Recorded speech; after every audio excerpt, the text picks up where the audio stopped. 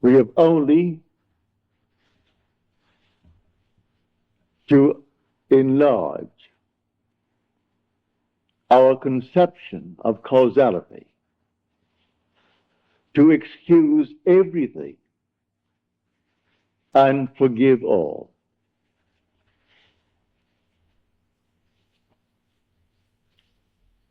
Now let me just state one little thought from Scripture first before we unfold it. As we are told in the 25th chapter of Genesis,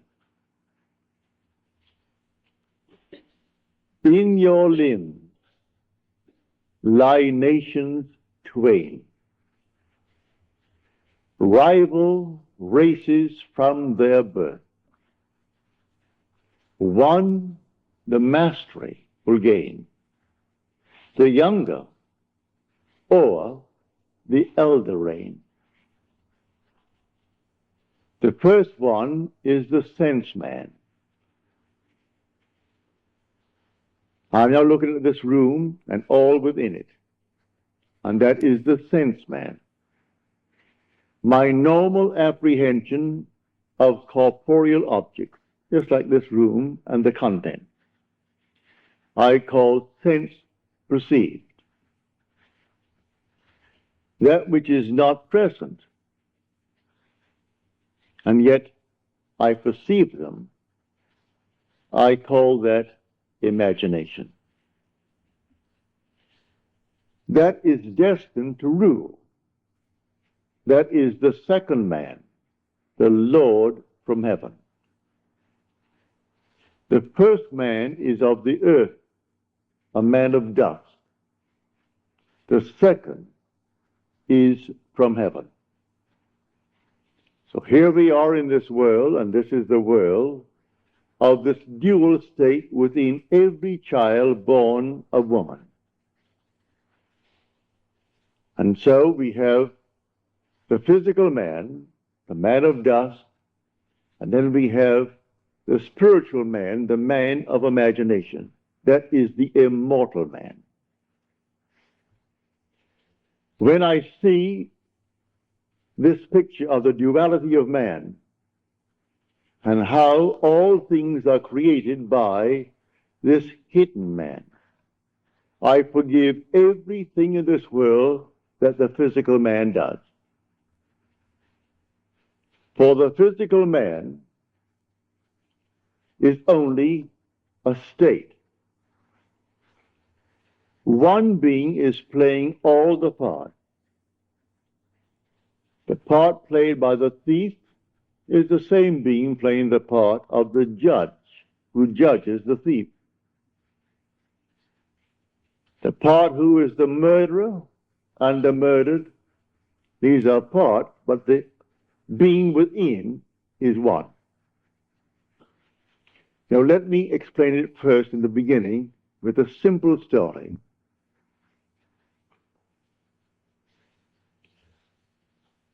About 8 years ago, I was in New York for a month. And two of my brothers, Victor and Lawrence, came up and spent 2 weeks with me in New York City. They checked into the same hotel. They wanted to see everything they could within 2 weeks. And I bought them 14 shows. And sometimes they went even to an afternoon show. They wanted to see everything in the crowded 2 weeks. But the one thing my brother Lawrence wanted to see was the new presentation of Aida. Well, the papers said it was sold out from the very moment that it was stated, a new presentation. Same music, naturally. The same score, but new scenery, something new about it. And this captured the imagination of all opera lovers, and they all wanted to see Aida. The one thing he wanted to see was Aida. But the papers had huge big ads. Not one seat is available.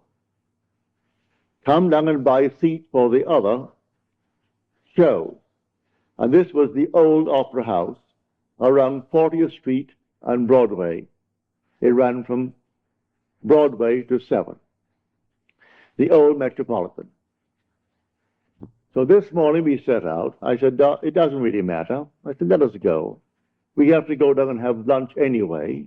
We will go and just see. We got there, and these huge big signs on the outside, no seats for Aida available. And they were plastered all over the Metropolitan. I went in, and there were 3 lines leading towards the 3 windows, selling tickets for the entire season. And there was no seat for Aida. I got into the first line. It was a very long line. Then I saw the 3rd line from me moving more rapidly than the 1st and the 2nd. So I moved over to that line. Then we all moved rapidly forward. As we got to the window, and seemingly no hope of getting tickets. But before I left my hotel room, I simply assumed that I had the tickets for my 2 brothers. I didn't want to go. They wanted to see it. So I assumed that I gave them the ticket. I got into this line and we moved rapidly towards the window. As we got there to the window, a tall, blond man, he was about, he must have been 5'11", he must have been about 6'4". He stretched his hand up over my head and diverted the ticket seller as he asked a question, while one in front of me is buying seats not for Aida, because that's completely sold out. He is buying 2 other seats for some other opera. Then he departed after he diverted the man's attention, and this man pushed on some bills under the window. And then, as the teller looked at the money, and this man is at the door now, the tall, blond fellow. And he gave this man the ticket, and then suddenly he said, well, he only gave me $3. He should have given me, and he mentioned the money he should have given me.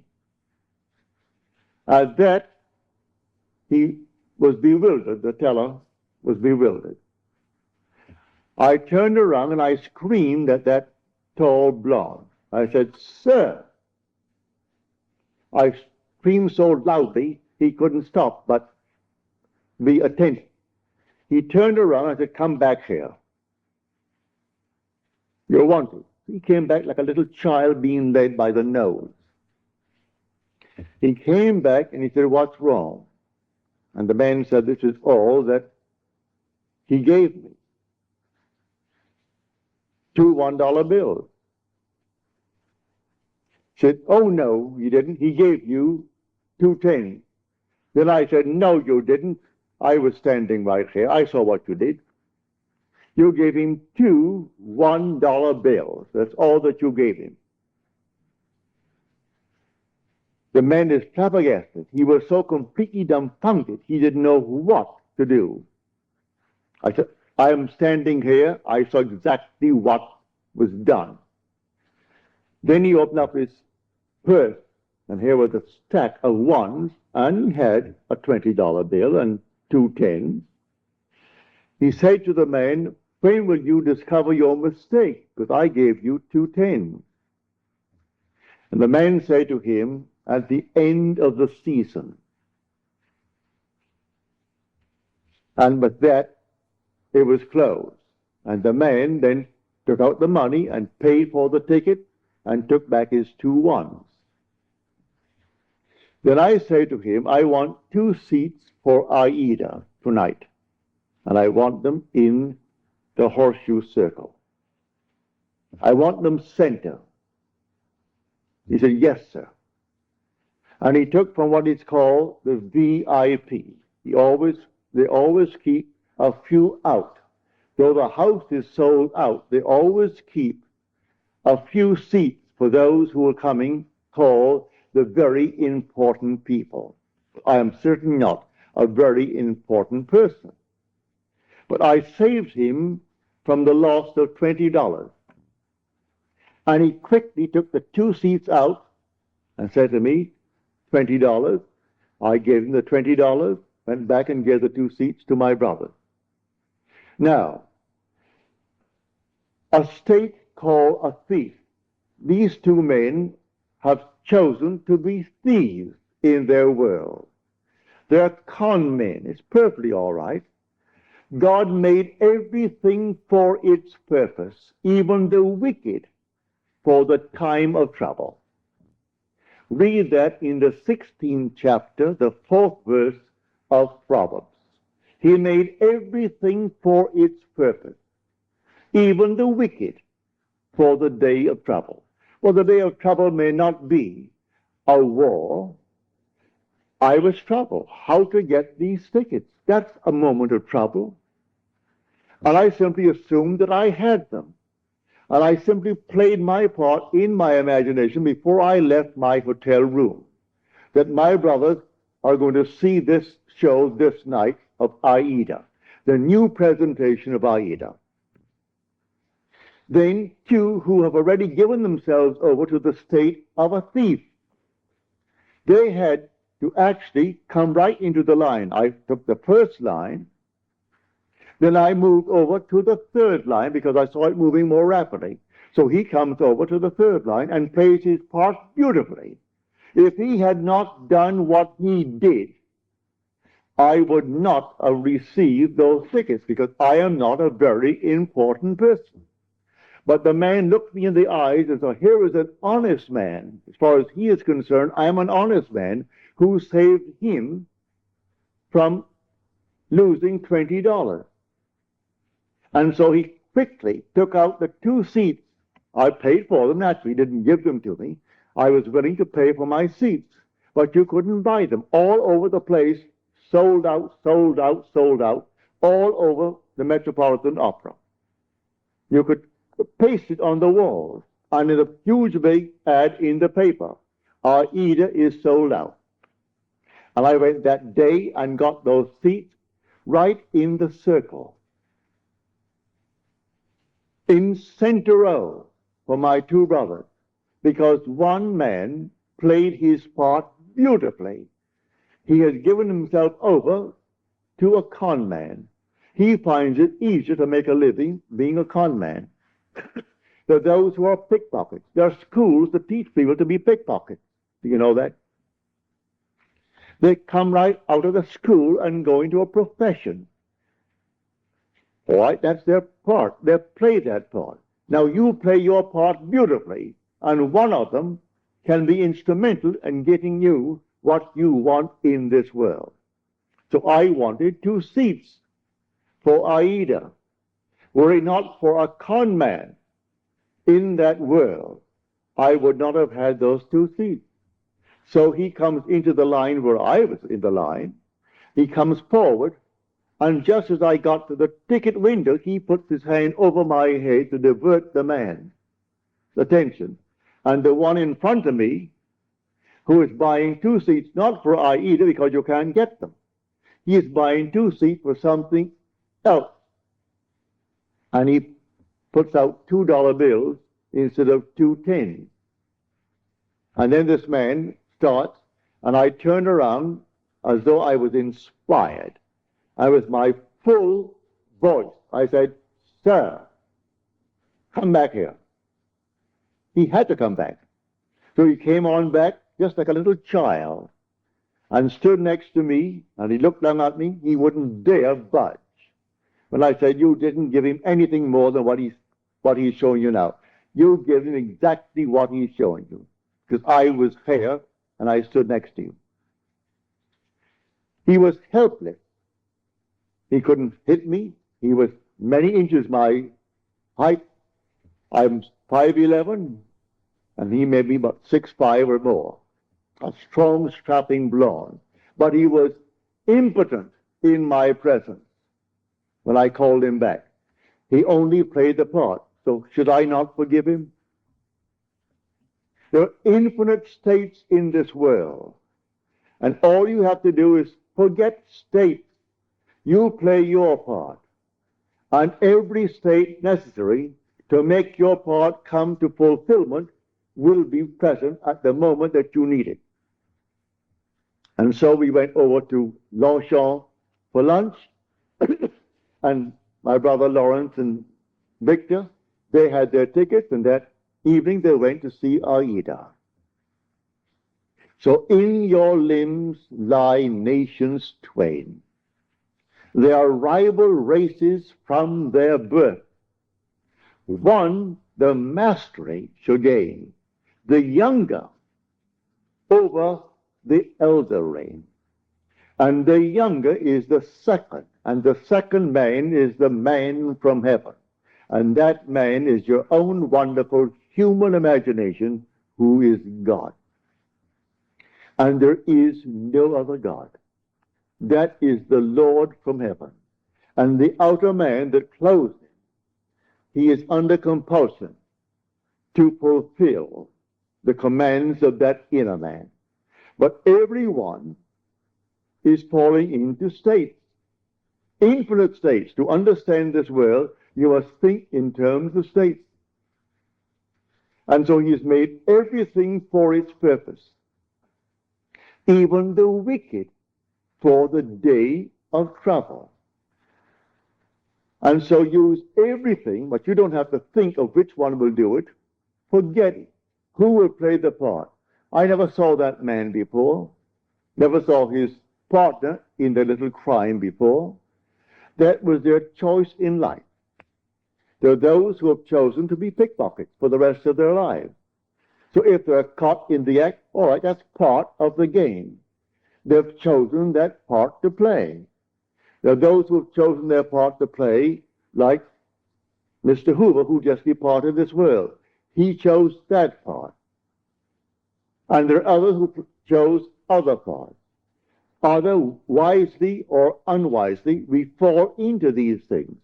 But when the inner man begins to awake, he selects his part wisely.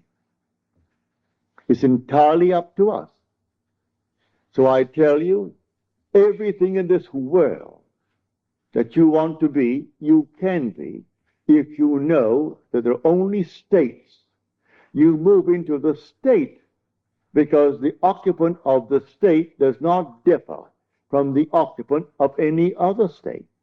The one who played the part that day of the con man to get 2 tickets for $2 instead of $20 and go on the street and sell them for $15 and make himself a quick few bucks. The same occupant is God. God is playing all the parts. So all we have to do is simply to expand a little bit our conception of causality, to actually excuse everything and forgive everyone in this world. I forgave him because he actually was instrumental in getting me the 2 seats for my brother. Were he not playing that part at that moment, I would not have had the seats. But before I left my hotel room, I simply assumed that my brothers had their seats and they were going to see Aida, and they came home thrilled beyond measure. So we went down, and seemingly no hope. I wasn't concerned about any hope. There were 3 long, long lines. After all, you're selling not just for the show of the night, you're selling for the afternoon show, you're selling for the evening show, and for the entire season by a month in advance, 2 months in advance. They're all there. And so here are the lines. And there were 3 lines and 3 windows open. And what caused me to move to that moving window? The Father in me. He knew which one is going to play what part because they're all in states.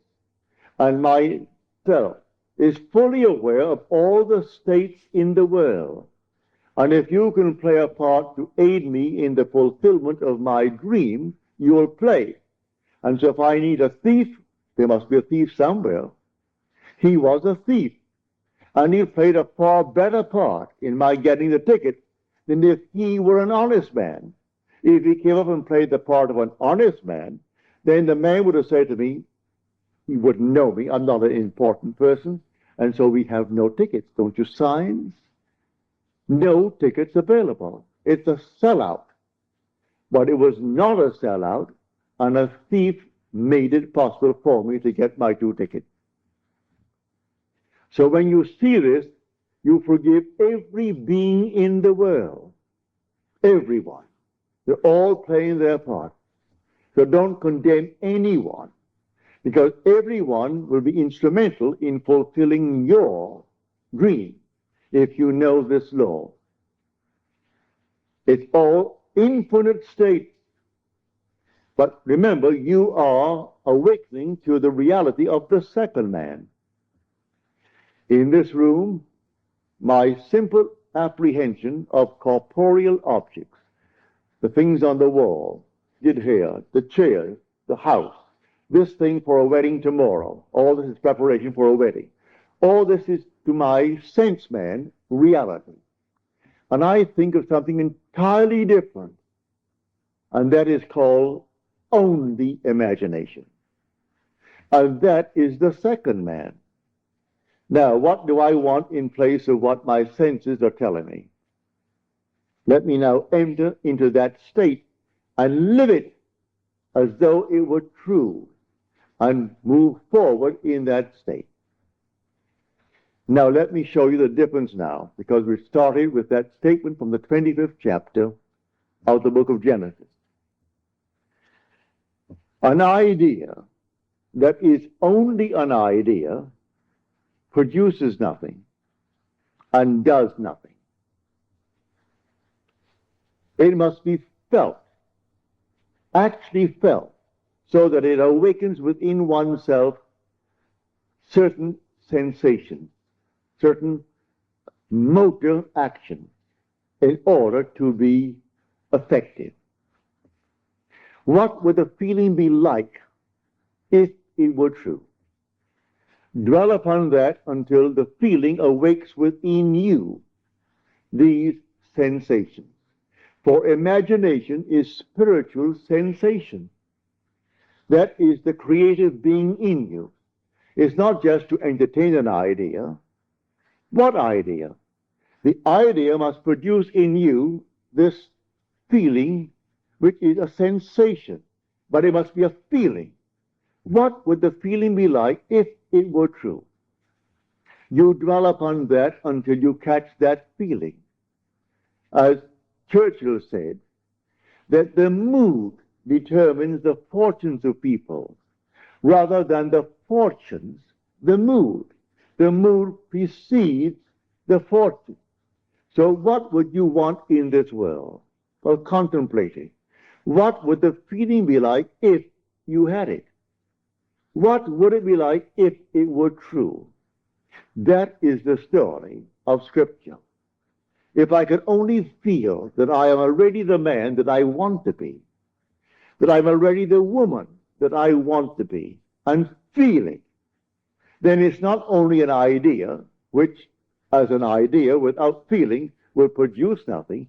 Now it has everything, because in this story he said to the second man, "Come close, my son, that I may feel you."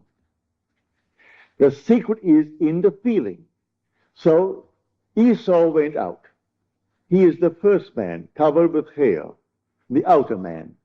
And Jacob is the inner man, the man of imagination, who is hairless. It isn't 2 little boys. These are only symbols. It's all in man. So come close, my son, that I may feel you. So he comes close and deceives his father through feeling. So the father feels, and he feels him just to be externally real. You can do it. There is no flower in your hand, but you can feel the soft velvet feeling of a rose. You can smell a rose, though it's not physically present. Try it. Try all these things with the inner man. And when you can actually feel it so that you raise your imagination to the point of sensation, to vision, then the whole thing is done. It's done in a way you do not know it's going to happen. If it takes a thief to aid you, then you forgive the thief. Should I not forgive that man who tried to rob that teller of $20 when he did for me what no one else could do? I could go to all the brokers in New York City and they couldn't get me 2 seats. I could go to anyone and they couldn't get me 2 seats for my 2 brothers. And I wanted them to have the joy of seeing the new presentation of Aida. So I went myself prepared in my imagination that I had 2 seats.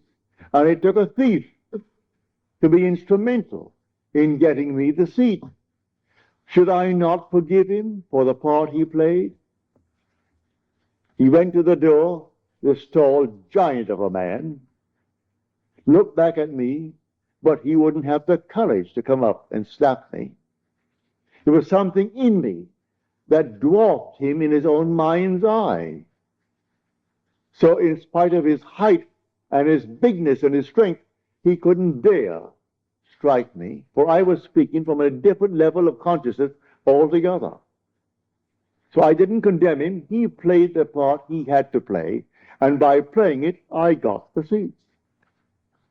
So all we have to do is simply to widen, just widen a little bit our conception of causality, to actually forgive all in the world, to excuse everything in the world. They're playing their part.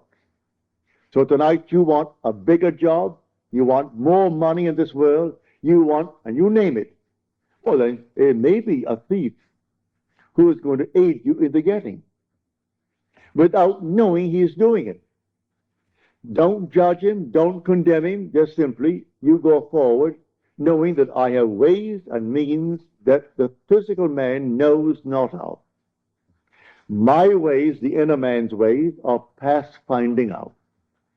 And you simply go forward in the assumption that you have already achieved what now is only a wish as far as the world is concerned. But you enter into the wish as though the wish is already fulfilled. So what would the feeling be like? Come near, my son, that I may feel you. And so he comes close. He said, come nearer, my son. Then he said to him, you know, your voice is the voice of Jacob, but your hand, your neck, and your scent, you have the feel of my son Esau. Esau is the outer world. So he gives emphasis to feeling. It transcends the voice. The voice was Jacob, but the feeling, the touch, was that of an external world. He could feel the external world. It was a self-deception. He deceived himself into believing that what he desired, he had. It's not 2 little boys born of a woman. All this is parable. The whole story of the Bible is all parabolic. Telling stories that unless you have the depth to understand it, well, then you'll never really. But may I say, you will, eventually you will, and you certainly do understand it now.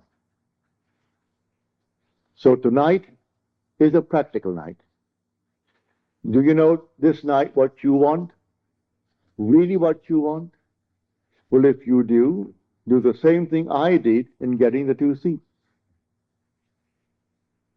Do what I did when I was locked out completely from marrying the girl I wanted to marry. I simply assumed that she slept there, I slept here, and I went sung to sleep, and in 1 week, my wife did an act which certainly I must forgive. In the eyes of the world, she is condemned for taking what she did not pay for. And yet, because of that act, I got my freedom.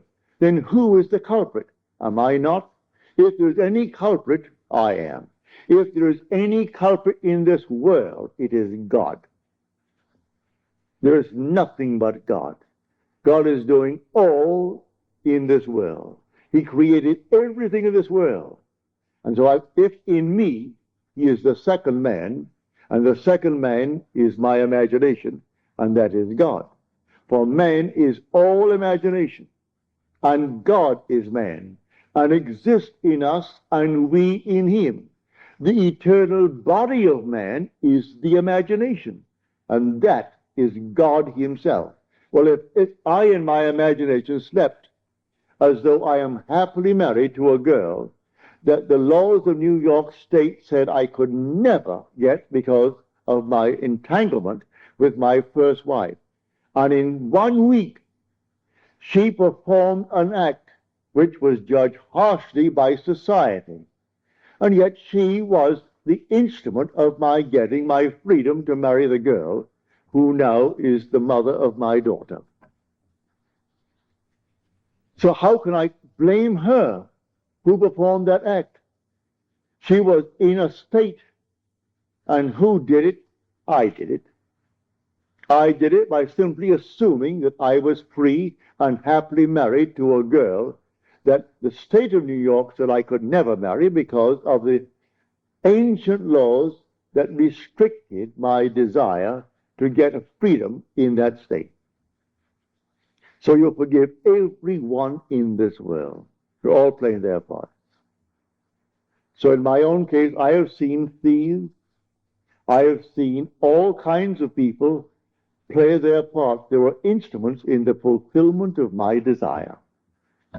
So how can I ever condemn all? So the last cry on the cross, Father, forgive them. They know not what they do. Forgive them. The whole vast world is playing until he awakes in that body. He is playing the part, and he plays it automatically, unwittingly. For one who is awake, who knows exactly what he's doing. And so they all play their parts. For God in everyone is the same God. There aren't two gods. There's only one God. And that God is your own wonderful human imagination. When you say, I am, that's God. So tonight, you just simply boldly declare that you are the man. You are the woman that you want to be. And walk in that assumption as though it were true. And then let all these sleeping states play their part. May I tell you, in spite of what they appear to be, they are sound asleep. They do not know. He thought he knew what he did. He came right into my line and played his part. I could have remained on the first line and waited and waited and waited, and no one would have played that part there. I moved over to the moving line, and here he comes. And so how could I ever condemn him? How could I ever, in any way, feel other than thankful? I would say to him, thank you, because you played the part you had to play like a play. So someone comes in on the play, the curtain goes up, and here comes the monster. And he plays it beautifully. And the audience hisses and condemns it. If there's any condemnation of the part, where is the author? Send for the author, for he wrote the part. And the author, if there's any praise, give it to the author. Any condemnation, give it to the author. I know I played a part, a second part, on a play on Broadway. And if I didn't get a hiss when I came on, if they didn't hiss me, I felt I wasn't doing well. But I would say 99% of the time, as I came on and started to play my part, the audience hissed.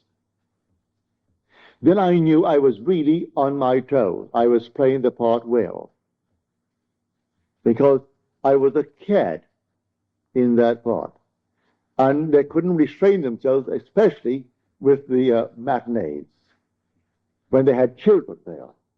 Lots of ladies and children, and they could not restrain their emotion, and they were hissing. Well, then I knew, Neville, you're getting over all right. So I was thrilled with their hissing, because I was playing only what was written for me to play. So, in this wonderful world of ours, we are infinite states, and everyone is in a state. But the one being in one state is the being in all states. There's only one player.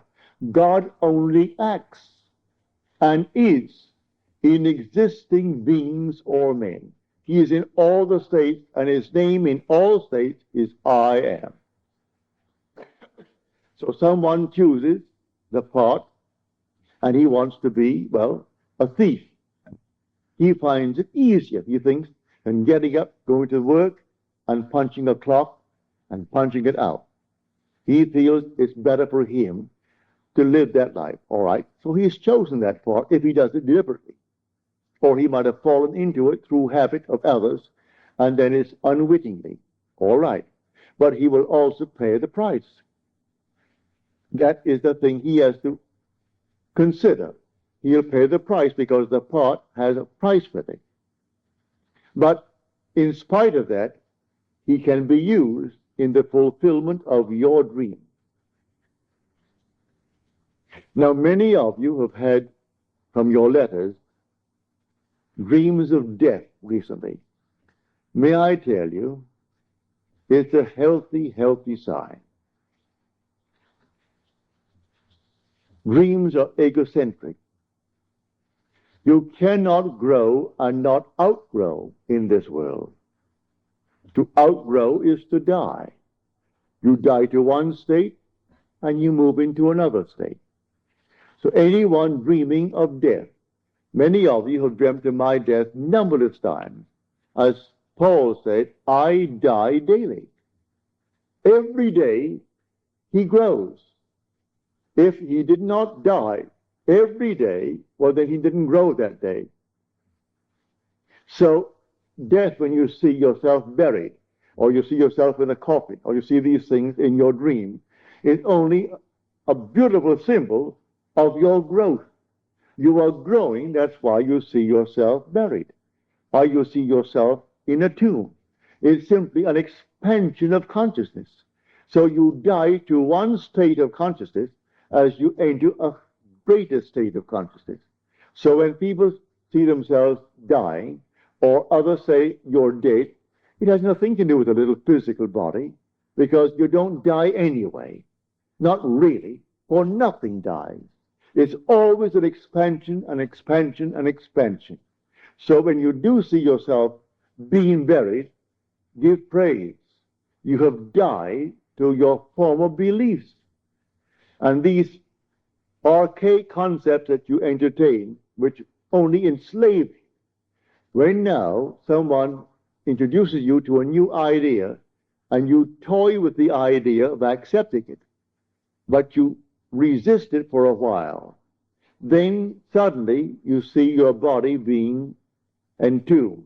It means it's gotten hold of you. These new ideas that will call you to an expansion of yourself. And so the old man dies that the new man may live.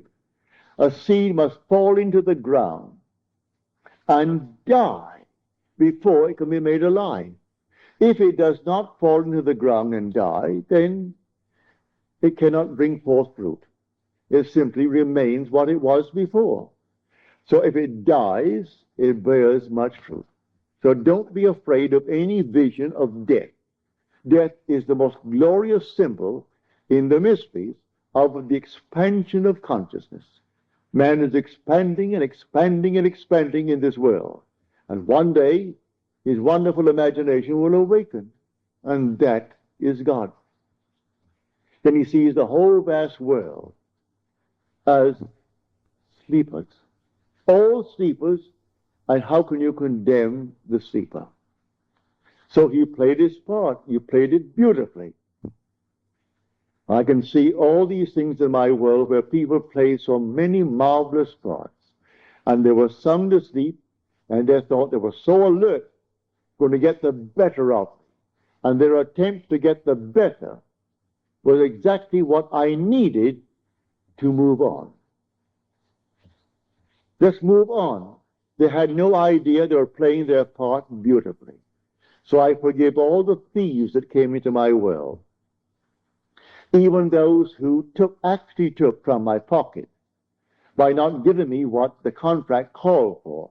I thank them, because it simply allowed me to become all the more secure upon my own feet and not think for 1 second that I depended upon them or upon anyone else in this world.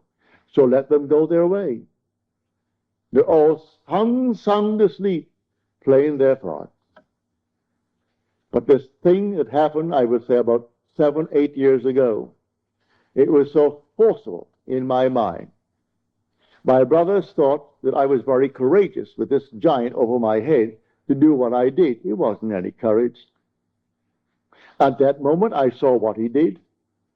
And when I said to him, "You didn't do it at all. I saw what you did.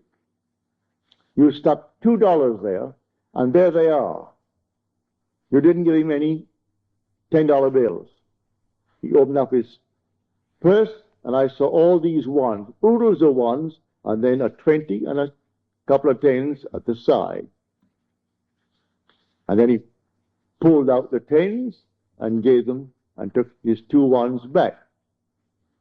And then he went back to the door with the other partner of his and looked at me as though he could have killed me, but he didn't have the guts to hit me. He couldn't. If I were that big, he could not have struck me, because I was speaking on an entirely different level. And on that level, when I knew I was going to get my seats, that's all that concerned me, here comes the 2 seats. And the man said, "Yes, sir." He treated me as though I stood before him as the president. And he thought, now here is an honest man who saved me $20. I'm only playing the part. I only wanted 2 seats that night, because that's all that my brothers could give, because I had all these seats bought for them.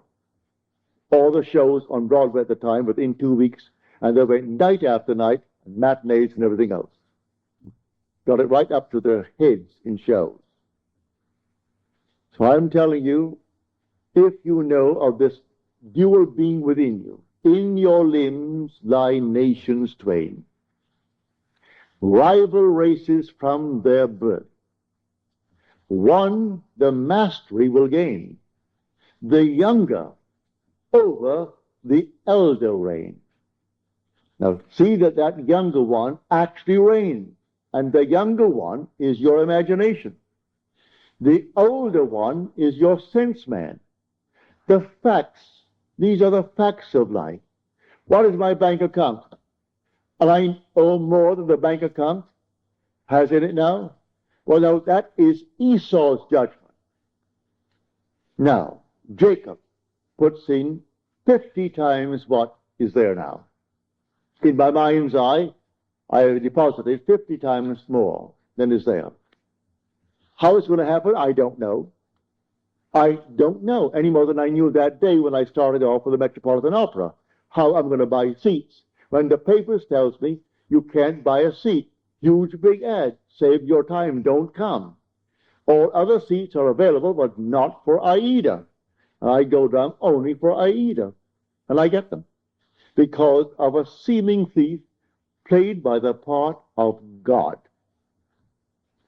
For God plays all the parts in the world. There is nothing but God. And say, I am, that's God. That is the Lord Jesus within you. That is your immortal being that cannot die. He cannot die. That is your eternal self when you say, I am. Imagination is not some vague essence.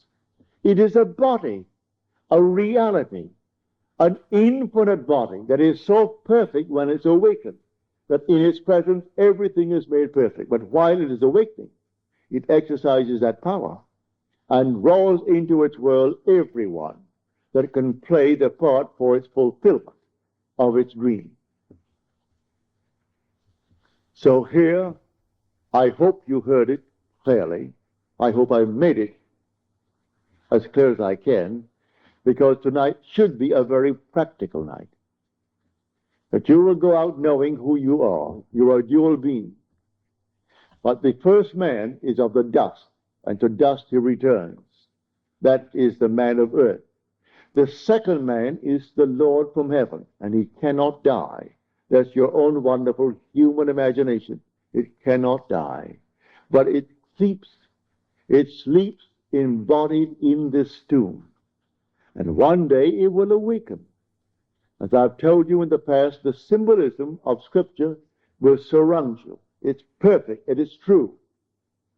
Everything told you in Scripture as to his birth, you are going to experience. And then your imagination awakens. And you trust no one but it.